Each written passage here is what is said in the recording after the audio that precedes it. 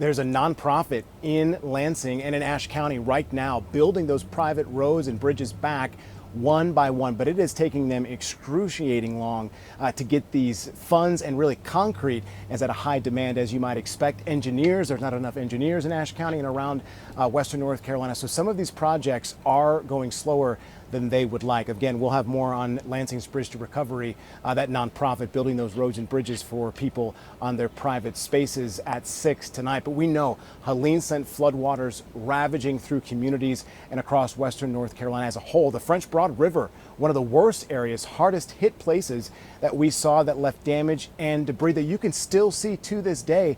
And that's a big reason why we're still here highlighting the work that needs to be done. WCNC Charlotte Jesse Pierre was just outside of Asheville tonight. And in fact, volunteers and nonprofits have been building back these communities, especially with their thoughts for the future here, Jesse. There was a luncheon thanking those individuals today. What did you learn from that?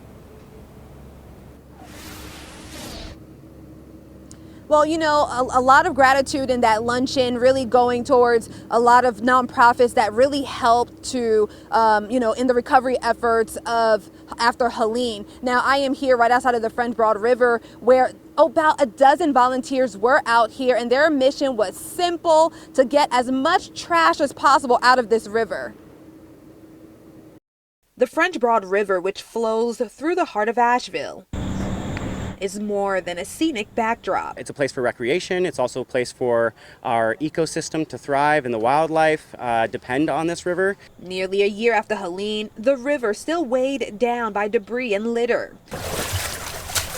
But Tuesday, crews were out here hauling some out. It's exciting to pull all this out, but it's also a little sad because we fill up before we even finish like a mile section. Volunteers with Asheville GreenWorks paddle down the river to continue clearing out what the storm left behind. Millions of dollars worth of PVC pipe has been flooded into the river, and so it's just trying to help with that.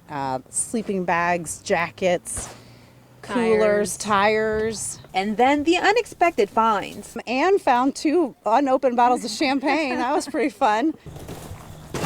The group is trying to bring new life to the river. For many, the cleanup meant more than what was pulled out. I think it's really important, and just coming together as a community and just trying to get through this. Bag by bag, the river now a little lighter. It is a step towards healing for the river and the community that depends on it.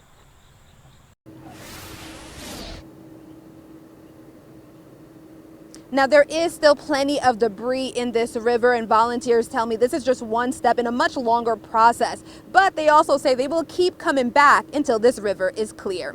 Back to you. That's great to hear. I cannot imagine where some of these places, some of these businesses would be without volunteers and philanthropic efforts and nonprofits like the people you just showed us and introduced us to. Jesse, thank you.